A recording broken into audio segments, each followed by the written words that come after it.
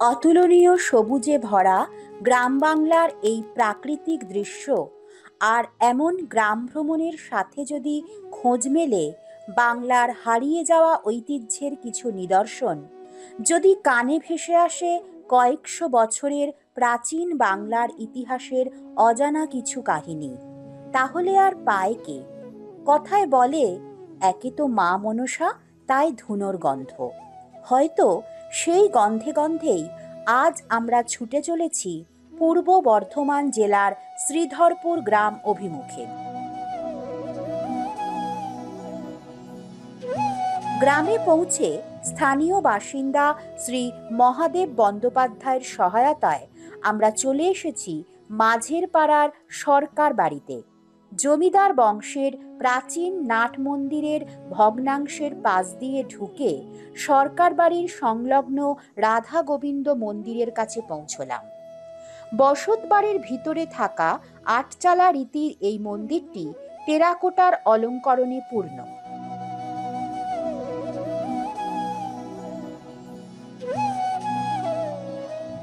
পূর্বমুখী মন্দিরটির ধনুকাকৃতি কার্নিশের নিচের সমান্তরাল আর কার্নিস থেকে মন্দিরের দুপাশে উল্লম্ব কুলুঙ্গির সারিতে প্রচুর পোড়ামাটির মূর্তিফলক থাকলেও কালের কষাঘাতে সূক্ষ্মতা হারিয়ে সেগুলো আজ একেবারেই মলিন হয়ে পড়েছে।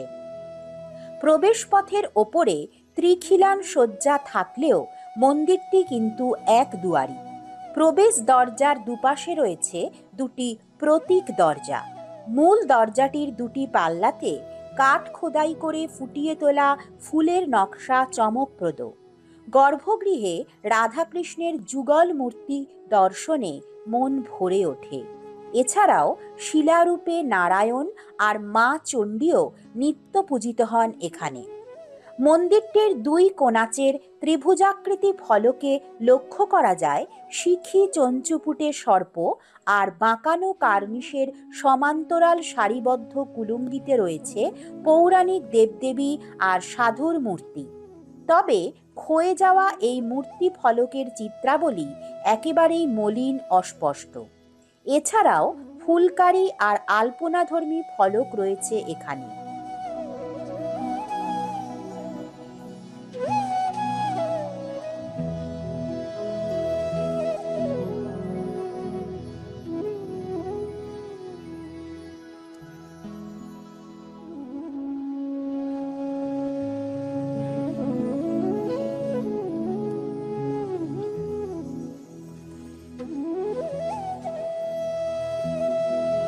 প্রবেশপথের খিলান তিনটির ওপরে রয়েছে চমৎকার ফুলকারি আলপনাধর্মী নকশা, প্রস্ফুটিত শতদল, কলসদণ্ডের দুপাশে লিঙ্গসহ প্রতীক শিবালয়, টিয়া পাখি প্রভৃতি।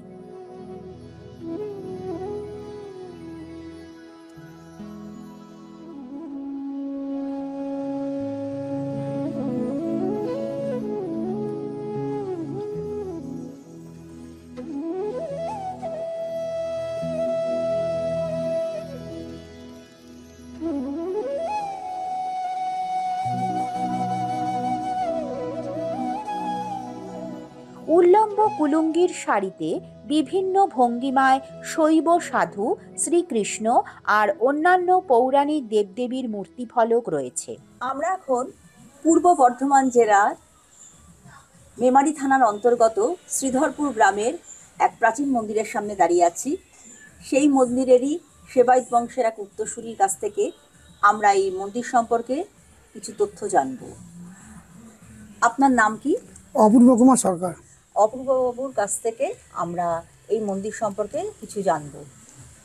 এই মন্দির আনুমানিক কত বছর আগেকার? 700 বছর। আচ্ছা, এখানে প্রতিষ্ঠা লিপি আছে? প্রতিষ্ঠা লিপি বলতে আমরা যেটুকু জানি, যখন প্রতিষ্ঠা যিনি করে গেছেন তার নাম হচ্ছে প্রমথনাথ সরকার।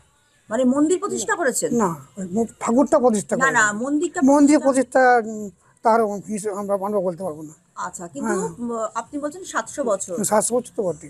তা সেটা কোনো মানে ধরুন আমি বলছি, আমি যে উত্তরসূরিগুলো আছে কিছু কিছু নাম আমি জানি।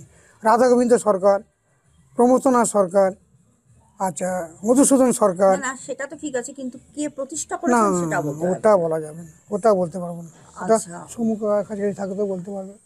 আচ্ছা, 700 বছর তার কোনো মানে ডকুমেন্টস আছে হ্যাঁ। কি হ্যাঁ, মোটামুটি? তা তো আছে, ওটা পেপারস, পেপার্স আছে। পেপারসটা আছে? পেপারস আছে। আচ্ছা, এবার এই মুহূর্তে পেপার হয়তো পেপারস ঘাটলে বলা যেতে পারে যে কে প্রতিষ্ঠা করেছেন, এবার হ্যাঁ, আমরা তো অত ডিটেলসে না, পেপারস না। দেখিনি। সেটা তো সম্ভব না। না, এবার পেপারস ওই কাকার কাছেই সবকিছু আছে, কাকা বলতে পারবে হয়তো।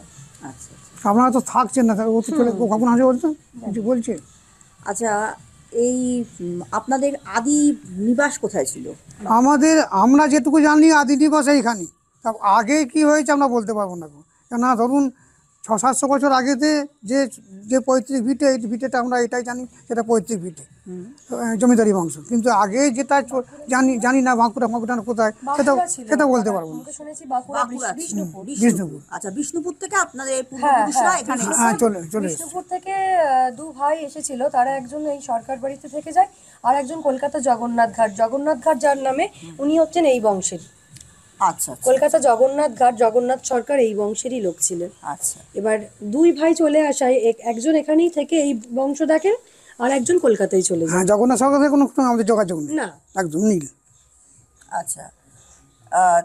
তারপর থেকে এইখানেই হ্যাঁ, বিষ্ণুপুর থেকে চলে আসার পরে এখানেই এখানেই সবকিছু, তারপরেই প্রতিষ্ঠা হয়। হ্যাঁ হ্যাঁ। আচ্ছা, আপনাদের মানে পরিবারে কি মানে ইয়ে কি জীবিকা কি ছিল, মানে কি জমিদারি নাকি? জমিদারি। জমিদারি। জমিদারি। আচ্ছা আচ্ছা।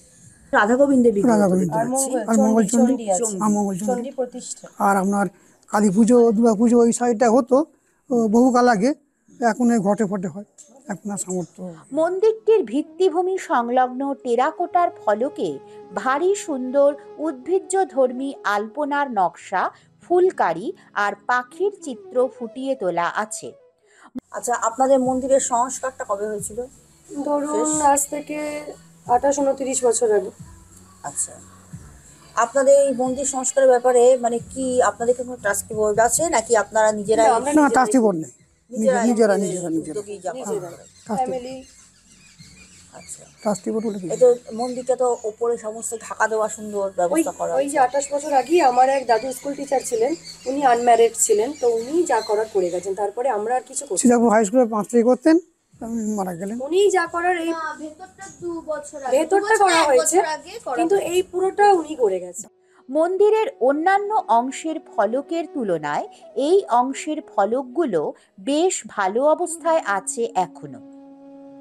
4টি অর্ধস্তম্ভের গায়ে বেশ কিছু পৌরাণিক দেবদেবী, শৈব সাধু প্রভৃতি মূর্তিফলক নজরে আসে। 2 গোপিনী সহ শ্রীকৃষ্ণ আর পুত্র কন্যা সহ হরগৌরীর মূর্তিফলকটি চমৎকার। দামামা বাদক, ঢোলক বাদক আর শারীরিক কসরত প্রদর্শনকারীর মূর্তিগুলো আমাদের নজর কাড়ে। জোড়া পাখির ছোট ছোট ভারবাহকগুলো অর্ধস্তম্ভের সৌন্দর্য বৃদ্ধির কারণে ব্যবহৃত হয়েছিল, তবে সেগুলো বেশিরভাগই আজ ভগ্ন।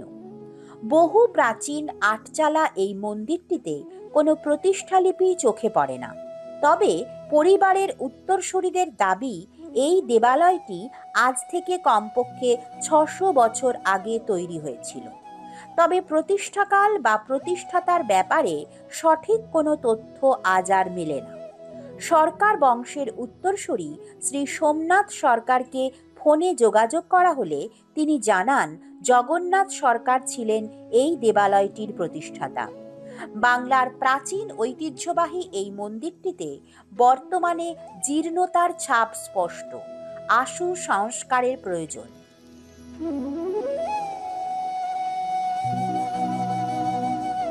মন্দির দর্শন শেষে আন্তরিক এই পরিবারটির কাছ থেকে বিদায় নিয়ে আমরা আবার এগিয়ে চলি পরবর্তী গন্তব্যের উদ্দেশ্যে।